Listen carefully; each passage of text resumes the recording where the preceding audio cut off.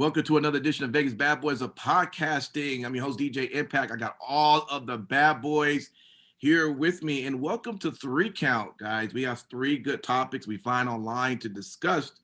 And let's not waste no time. Let's get right to it. On our count 1 from EWWrestlingNews.com, it's titled, Christopher Daniels says AJ Styles is the best in the world right now. Now, according, of course, to PWI that had earlier this year, they named their number 1 out of 500 wrestlers, Jon Moxley. Guys, I just want to ask you, thank you all for being here with us. AJ Styles, would you agree? Is he the best in the world right now? Listen, take nothing away from Moxley getting PWI, but without question, AJ Styles is the best in the business today. Wow. Whether he's a heel, whether he's a face, as a fan, you can always get invested in whatever storyline he's in. Mm-hmm. And he's doing it now, at a later age in his 40s, and he's still looking as athletic as ever. What does that say, though? Because I always hear, and Matt Michaels will always tell you, hey, he'll because somebody is 35 years old or because they are, okay, you just said it, King Lucky, the guy is 40 and he's now being said the best in the world. What can we say about that? Anybody? Well, I mean, look, the proof is in the pudding. At the end of the day, AJ Styles had debuted, if I'm not mistaken, in 1998, 1999. And you look at him now, I mean, yeah, he's come a long distance from when he first debuted, but I mean, He has tons of championships under his belt. He's gone to various promotions. He's given quality work. Mm-hmm. I mean, when he got to WWE, my opinion, I think that his debut for the Royal Rumble was awesome. It was phenomenal, actually. We were all excited. Think about all the years before then. We would always talk. I know I would talk about it, because I watched TNA back in the day. And I said, man, AJ Styles needs to be in WWE. You know what I'm saying? And he could have been 1,000 other places. He's truly just remarkable, fantastic. And he's one of the few that when he retires, finally, whenever that is, I'm going to be sad. I'm going to actually not want him to retire. So that to me says a lot. Well, I mean, Sin City Steve, Jonathan on our live video comment says Jon Moxley is the fucking man. So maybe he's not on the AJ Styles is the best of the world. What's your take on this, man? Being that Jon Moxley is part of your favorite organization right now. Definitely. And so the thing is, we have to admit and come to grips with one major thing, and that is that the PWI list is a somewhat worked list. So it's you can take it with a grain of salt. Personally, I do feel that Jon Moxley draws for AEW without a doubt, and the numbers show it. The weeks where he was not on the show, they did not have as many viewers tuning in. Okay. The numbers don't lie. Now, whether there may have been other extenuating circumstances as well those weeks, that's debatable.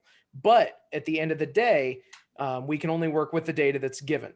So as far as a ratings draw and a numbers mover, Moxley is, more than anyone else in the business, he is drawing more eyes to his respective brand than anyone else. So does that make him the best in the world? That is what I was getting to. Okay.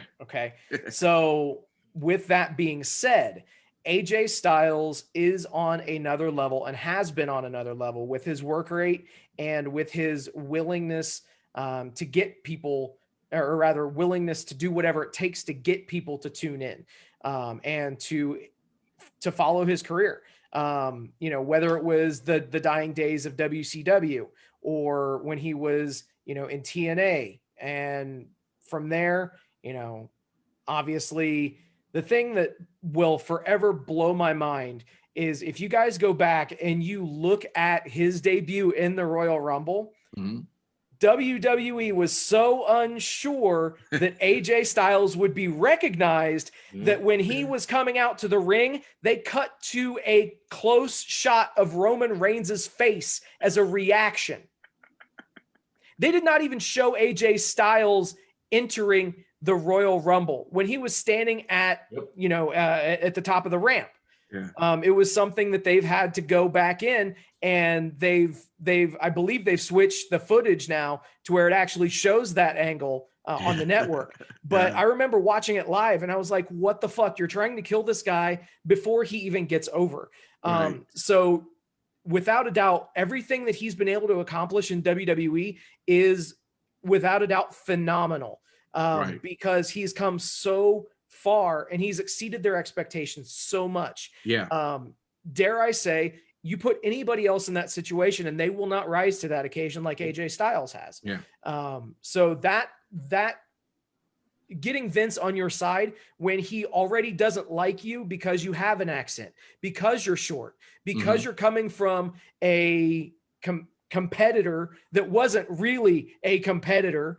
I think it speaks volumes for what AJ Styles has been able to do over the years. Matt Michaels, I believe you were trained back in the day with by Christopher Daniels. I wasn't trained by him. Well, I wasn't trained. What's your connection with Christopher? Just friends, or? I've just known him for years. Yeah. Known him, okay. Yeah. So being that you've known UPW, there you go. UPW. Yeah. So being that you are familiar with him, you've known him for years. Would you say then? Would you agree with his assessment here on AJ being the best of the world? Do you think he's right on point, or you think maybe Christopher has finally lost his mind?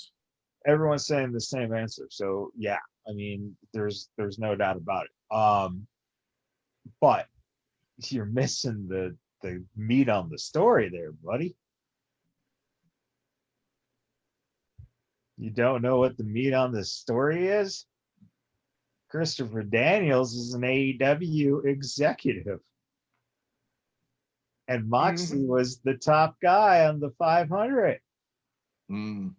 That's pretty ballsy right there. That's true. Yeah, that's a good point. So Chris is telling the truth. Yeah. Put it that way. He's telling the truth. Gotcha. So I think. All right. Yeah. Oh, I know it's a good point. It's coming out of my mouth. Oh, shut up. The self-proclaimed Matt Michaels. The golden era of archives. I try not to say niceties to this guy because you know he's gonna rub it in. All right, well, good stuff though. With that, let's jump over into our second count. This is from Sports Skeeter. Don't do that again. Don't do that again. Don't ever do that again. It's titled AEW commentator Jim Ross attacks fan for complaining to Tony Khan. So I guess how the story went was this. JR, of course, has its own podcast, and I'm not going to try to sound like him, but you should try it. Try it. I mean, there's the disclaimer on the show. All right. Well, let me see. I don't know if I can do it. I mean, give it the old college try. Matt Michaels is better as a. Just put some barbecue on your lips. Put some barbecue on your lips. Okay, let me see. Got it. The guy has the right to his opinion. First of all, I'm not pissed at him. He's meaningless to me. I never knew what Jim Ross would sound like if he was black, but you just. Oh, that's good. But the issue is, he had to tag in Tony. Tony Khan reads his tweets, especially on those tape show nights. He's all over the damn thing. The fan knows Tony is going to read it and hopes to make me look bad. There's where I get an issue. To your ears, I did suck. If I did, I'll do better. You're going to sing out Tony to make sure Tony hears that a fan had a negative reaction to my work? I thought that was pure chicken shit. It's just amazing to me the society we live in. All right. Guys, you guys over here busting up laughing. I'm giving you 10. I'm giving you 10 on that shit. Can I ask what's the number 2 special? Because you sound like the Colonel too. We sure do. Get a bucket of chicken, boy, and some barbecue sauce. Hey, I want a Right biscuit there. with that, man. Oh That's my where I imagine people sound when I pull up the KFC. Do You you will realize? sponsor original recipe. Did you realize you said chicken shit? Yep. Oh Oh, God. that's good. Well, I'm glad I provided your guys entertainment for the night. Okay, let's talk about the story here. A fan pretty much he's getting upset from of what he's hearing with Jim Ross here. Guys, what's your take? I mean, does he has a point here? I mean, listen, maybe. I mean, the article goes just how important Jim Ross is to wrestling. He's been in this business for a long time. When we hear him, we're tuned in, we're listening, we have respect for Jim Ross. So maybe, to some fans who maybe have not had that ride with him, maybe don't really understand, he's just full of info and we love the idea of Jim Ross. But it just sounds like that the fan maybe just had enough of what he's been hearing and says, hey, hashtag Tony Khan, can you get rid of this guy? Is this what's your guys' take on this? Is this something the fans should have done? Could you just hashtag Jim Ross and let it be? I mean, what's the story? Go. Listen, this fan ain't the only one. Oh, JR's feeling the heat. Okay. And as we've covered it many times on this show, it might be best if he stepped away from the commentary booth, right? Many mistakes and many missteps on his part. We love him, right? We love him. We do. But there's still other useful ways to use him. We talked about it before, about him being, used backstage interviews or whatever kind of interviews you want to do. But the commentary, keeping up with the younger generation, the names. I mean, how many more examples do you want? Should the fan have added Tony Khan? I mean, he's not wrong. Wow. But I mean, it's. Well, let me ask Simon Street. I mean, Jim Ross says, look, he says he would quit commentating when he cannot, quote, articulate, end quote, and embarrass himself or not able to talk about stories that these wrestlers tell in a ring. Oh, so in other words, today. He quit 6 weeks ago. Yeah. You know what? But I will say this. I think we can all agree that we love JR. He's been a huge part of our wrestling history. Some of the greatest moments that we've ever, like matches to where if you took out JR's commentary, it wouldn't seem right. So let's just be in agreement on that one. But it does come to the point to where just as much as wrestlers and ring competitors, where it's time to step away because you are taking away from everything you've built and you start to tarnish your career. And to where, as a concerning person who loves JR, I would love to see a plan in action of when you may be willing to step away and how you be willing to step away in what marks, because it's week after week after week. Now it's not horrible, but we see the train wreck around the corner. Come on, Sin City Steve, you see it. Well, look, let me go over to you, Sin City. He says he continues saying that, look, pro wrestling is my life, and he hasn't lost any passion to talk about it week in and week out. Do you want a person that's passionate about the business to be on the commentary table, or you just think that, sometimes your passion just runs out? So the thing is, I think JR could segue into more of a color commentary role, where he adds things, but is not the play-by-play guy. And that would be something that I would welcome. From, calling people the wrong names to misgendering people to, saying God only knows what, right. From week to week. Misgender, was she one of the, was she in the ring, misgender? Good job.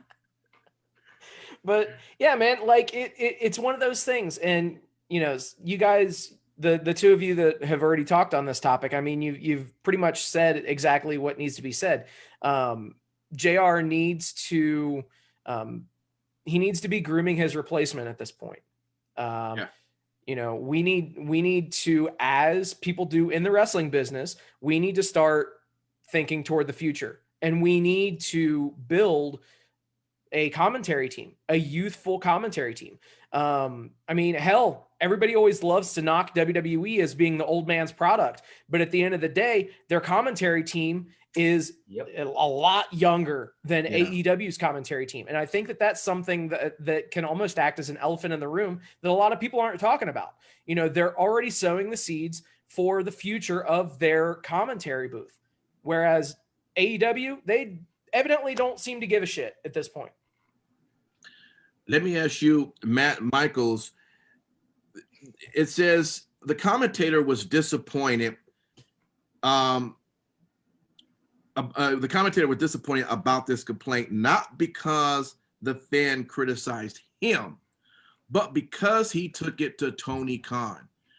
What's your take on this? Because he at least just complain this to the person who he had an issue with, but you got to take it to his boss. What's your take? First of all, he's in the fucking public eye, and what idiots do on their computer, they do. So what the fuck? I mean, why does Jim even care? I would be honestly more concerned if I was Jim that right now he's just holding the chair for Renee. You know what? I'd be 100% cool with that. Yeah, I'm gonna be real with you right now. The truth. Bring it in time for Christmas. I mean, as soon as that time's up, why is she not the first person to be looked at to just replace JR? Or if you want to make him color, get rid of masked guy. Hold on. I'm glad you said it, Matt Michaels, because here's the thing. Could maybe, if you were JR, in the shoes of JR, how would that feel? That, oh, I gotta go, but Excalibur get to stay? Oh yeah, the whole booth. I'm just saying that would get under my skin. No offense, Excalibur. Just saying, you the weak link, bro. The whole booth should actually go.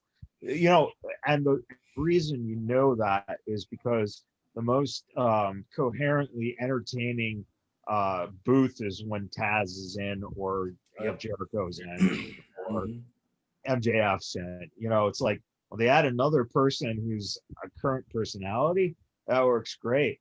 But listen, I'm seeing TBS 1988 give me, you know, throw in a masked wrestler, and that's what I'm watching.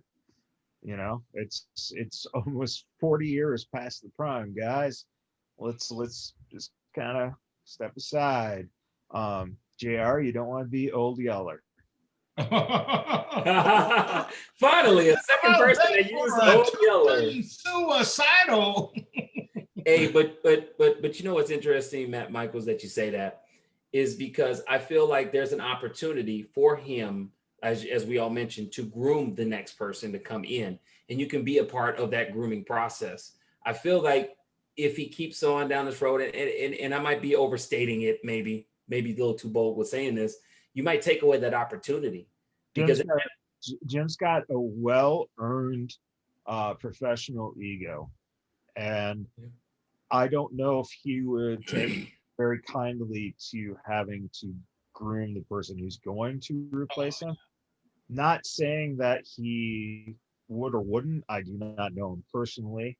I do not know his thoughts or whatever, but sometimes it's really hard when you're in that position for so long to be able to hand the reins over without there being a resentment. And it goes through broadcasting booths and various sports. You know, everyone should have a professional ego. And sometimes it's really hard to put aside that ego and do what's best for business. Let me just ask you this quick question, Simon Street. If somebody hit me up, if they at me and said, you know, Simon Street is the worst of this group, just get rid of his ass. You already have. You already have. You already have. And Okay. hold on. What was my reply to you? I don't remember. But look, I said. So if that was to happen, okay, then that would be so. And then they complain to me. Now, if I made action onto that, right, and you're not there, that's pretty much what you're saying here. You want that the person that at Tony Khan says, hey, you know what? He is right. I'm going to fire this guy and get rid of him. You seem to be okay with that. Would you be okay if someone does the same to you and I say, all right, Simon, you're done. Jonathan here doesn't like you. Boom. Well, you also have to look at the situation too. I mean, when you're comparing the two, you have other instances with JR to where other things are easily plain in sight that he's doing. Do you see what I'm saying? Once you have a contract, DJ. They might have to pay out on that contract. Yeah, they might have to pay out too. That's a whole nother thing as well. Got nothing. We're good. Yeah. I mean, but also too, I mean, with regards to using my comparison, it's really just one person, which is usually just a very disgruntled person anyways. So, I mean, you know, I can understand that everybody has an opinion. I think it's great to be able, as a human being, to be able to share your opinion. I think that's always great for people to share their opinion. And there's always some truth to opinions. Yeah. Truth be told. All right. No doubt. Let's jump over into our third count for tonight. Give me some time to lay this out. We got two stories that we're going to combine. The first one is from Ringside News. That one is titled "Matt Riddle, WWE, and More Sued for $10 million each by Candy Cartwright." The second article is from Hill by Nature. Lawsuit filed against WWE for violation of the American with Disabilities Act. I tell you, WWE has just been getting sued left and right. Their lawyers just definitely being paid well. Otonga, right? I guess. All right. Matt Riddle, let's go with the first one here. He filed a lawsuit, of course, against Samantha Tavel, who is known as Candy Cartwright. And she's returning fire with a lawsuit of her own directed at Riddle, WWE, and more. The recent court filings indicate that Samantha Tavel filed a lawsuit against Matt Riddle, WWE, Gabe Sapolsky, and Evolve Wrestling with the Circuit Court of Cook County, Illinois. Now, Tavel is seeking $10 million from each defendant, and her attorneys are claiming actual damages from emotional distress, punitive damages, attorney fees, and other costs related to the case. The lawsuit alleges that Matt Riddle sexually assaulted Tavel in April 2017 in the parking lot after an Evolve show. The lawsuit also alleges that Riddle bragged about it, and Evolve's owner, Gabe Sapolsky, who tactically approved, that's a quote there, of this sexual misconduct. The lawsuit also brings up that on May 19, 2018, when Riddle allegedly forced Tavel to perform oral sex on him by choking her. The suit also claims that this was done in front of other members of the Evolve roster while they were on a bus leaving a summit, an Illinois event, the site of Evolve 104. And the last thing it also mentioned in the lawsuit is that Evolve it has a misogynistic culture, which was created by those she is filing with the lawsuit against. Also alleged that Tavel had bookings with WWE and Evolve on around January 31st of this year, and Riddle forced her to perform sexual acts under the threat that she would lose those bookings if she denied him. And when she told Riddle that she refused to continue with these things, she allegedly told WWE and Evolve to stop booking her. And it was said that she had issues with talent to prevent her from getting booked. So that's the story when it comes from Ringside News. Now over to Hill by Nature. This one is it says that the WWE has been served lawsuit for allegedly denying equal access to its WWE shop website. Jasu Romero filed a lawsuit against WWE with the United States District Court of New York.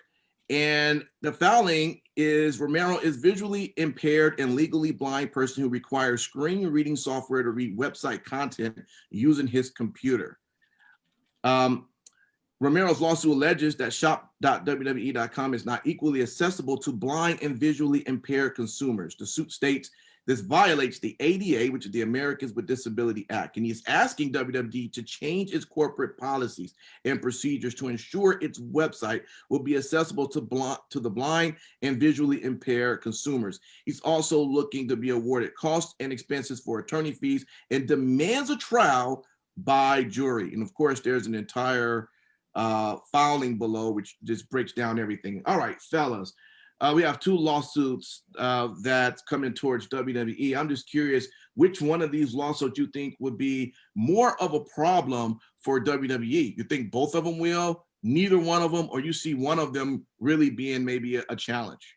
The latter, without question. I mean, it's real simple. Just fix it. I mean, they probably will pay this to go away. As I imagine there's other things that they have, but yeah, I mean, now that they're aware of it, and maybe they were before, maybe somebody else brought it to their attention. But I think they'll do something to remedy this. I don't see it going the long haul. All right, what do you think, Simon Street?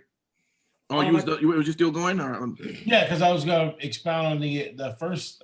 Okay, I'm sorry. Keep going, man. Yeah. I want to be real sensitive, and not. We get it. You got not dismiss. You got to watch. Yeah, you got to watch your words. We get it. Yeah, not dismiss what the allegations are, but I will say it's. We've covered this before. It is tough to beat their lawyers in litigation. The incident in question happened, and there were other people in the van that were sleeping. But to allege that Matt Riddle had enough stroke to tell WWE or Evolve to stop booking her, it just seems. Was stroke the word you wanted to use? Well, yeah, totally. But enough power, okay? And I'm sure that they did their homework when these allegations broke. So I do see the latter being more of an issue than the first. All right, Simon Street, what's your take? On the first one, I would definitely say the biggest thing to look at is definitely not so much what took place on the bus, because I believe that was already proven in a court case previously, where, I guess allegedly would have taken place. But the biggest thing to look at too is, did somebody essentially stop that person from getting booked regardless of the situation? I think that needs to be looked at and investigated if that's the case. If Matt Riddle was able to stop that individual from being booked, that should be a problem. And that would be basis enough to sue somebody.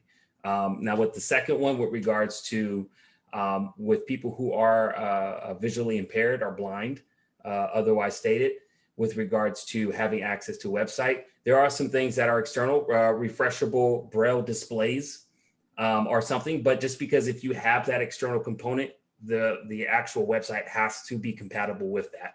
And if they are not, they do need to upgrade their standard with their webpage and how people with visually impaired are able to access it. Much in the same ruling as a restaurant that must have a handicap ramp for a person who's wheelchair bound. Is another component you can add to your software to where it basically screen reads everything that's on the web page. These are vital tools for people who are blind, so that they can access the internet, which is a great empowerment tool. And if WWE did not have these as a compatibility issue, then they need to immediately change it ASAP. And it's a good thing that someone brought it forward to their attention. So which one would you say of these could be more of a problem for them? I would say the second one, surprisingly enough. I would say the second one, just because if they don't fix it, you see what I'm saying? If they don't take attention to it and fix it, it could be a problem later on. Sin City, which one of these you think would be more of a problem for them, and why? Without a doubt, the latter. Ultimately, what it comes down to, I think that Lucky hit the nail on the head. We have to watch our words with how we're going about describing this stuff. But the thing that really stood out to me was the paragraph mentioning that the incident on May 19th, 2018 in the bus. According to the suit, it's claiming that it was done in front of other members of the Evolve roster. Right. So one thing, I mean, that that right there. So at the end of the day, you're going to have people give statements that corroborate her claims. Right. If they're not able to do that, then it's literally he said, she said. And, you know, that's not really going to have a long-term precedence. I think that the thing that really stands out too is, you know, critics of the whole speaking out movement have said, oh, well, you know, all these things are coming out about all these different talents in the business and things of that nature. And if they were real, then they would file lawsuits. Well, now finally someone is stepping up and actually following through with that. So we cannot take it lightly. By no means, you know, am I saying that, you know, the former of the two cases, you know, should be swept under the rug, because I'm not saying that whatsoever. Right. But at the end of the day, you know, there's a very cut and dried method with how things will proceed with this former case. With the latter case, Simon did make a lot of really good points as far as accessibility options that are in place, and things that should be used by people with impairments and things of that nature, or that are used by, you know, people in those predicaments and in situations of that nature. If for some reason the WWE website and the shop site are not in compliance with those, then without a doubt, then as Lucky said, they're going to just pay that one to go away, and they'll settle, and then they'll make those changes and retrofit the site accordingly. Right. Okay. So out of the two of them, I see the direct impact to WWE more so in the latter suit, but in the wrestling business as a whole, I think that we could see the former case as the one that actually has more precedence. And that's why I'm coming to you, Matt Michaels. What about for you when it comes to these two? Which one do you see more of a problem for WWE? Well, I think the Riddle, you know, the Riddle thing right now, I don't think the WWE is getting sued, right?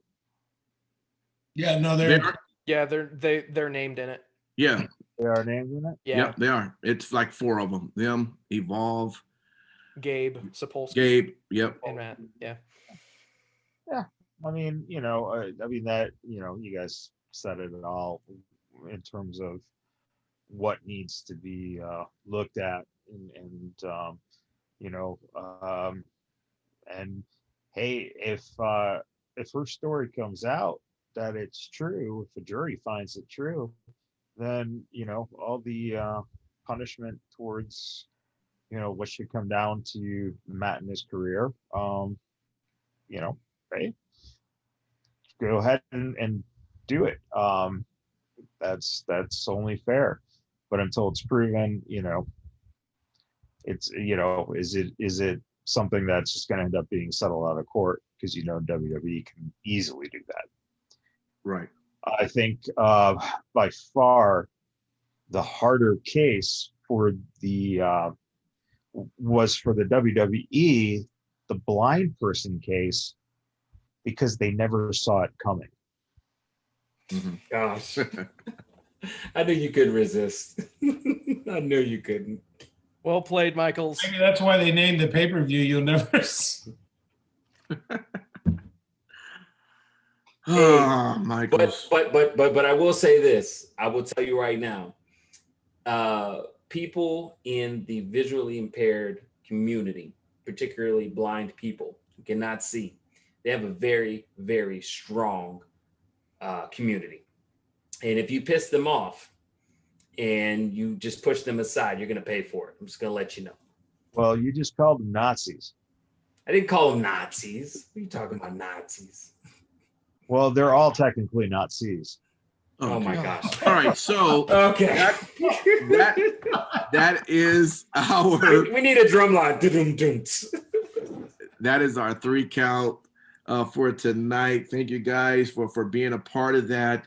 And we want to thank everyone also for being on our live comment chat that we're on every week. We jump on about 8-ish. So if you are a part of our social media, you should get the notification. Also, we're on Twitch. We're on YouTube. What's the other one? Starts with P. Periscope. Periscope, yes. think that we're on that one as well. So there's different options for you to find us on to watch us. Yeah, right. And also, if you're not a subscriber, make sure to just hit the subscribe button on any of your favorite podcast platforms as well. And maybe there's a story you see out there you want us to take on. Send us that link to the article. We take a look and we'll say, hey, let's discuss this as well. So with that, let's give our final shout outs for the end of the show. We're going to start with King Lucky. What would you like for everyone to know at the moment? Welcome to the kingdom shirt is coming. Hashtag my king. But in all seriousness, thank everybody for listening, watching. We thank you for your support internationally and domestically. And send a special shout out to old John there, deployed. I know he's listening. So we love you, baby. Get home safe. No doubt. Simon Street. Hey, real quick, guys, I'm usually joking around and not being taken seriously, but real talk, I have a challenge for everybody that's listening. From now for the rest of the year, I want you guys to have the challenge of choosing humanity over allegiances for the rest of 2020.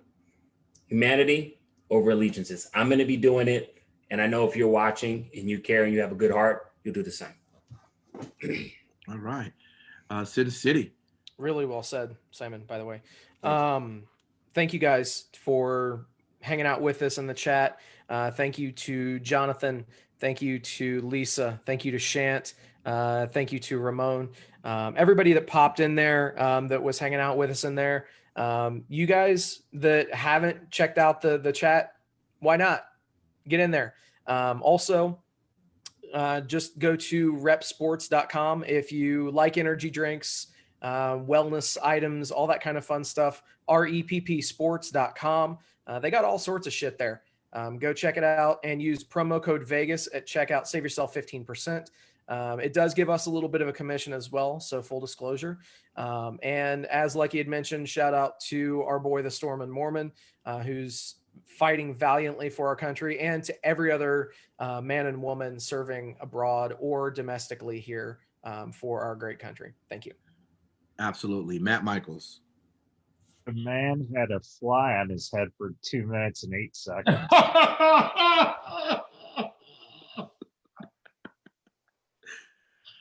Well, let's shout out the fly. Okay, shout out to the fly. With that, guys, thank you for listening, and of course we do all this entertainment for you. We'll see you next week. Till then, we're out. Peace.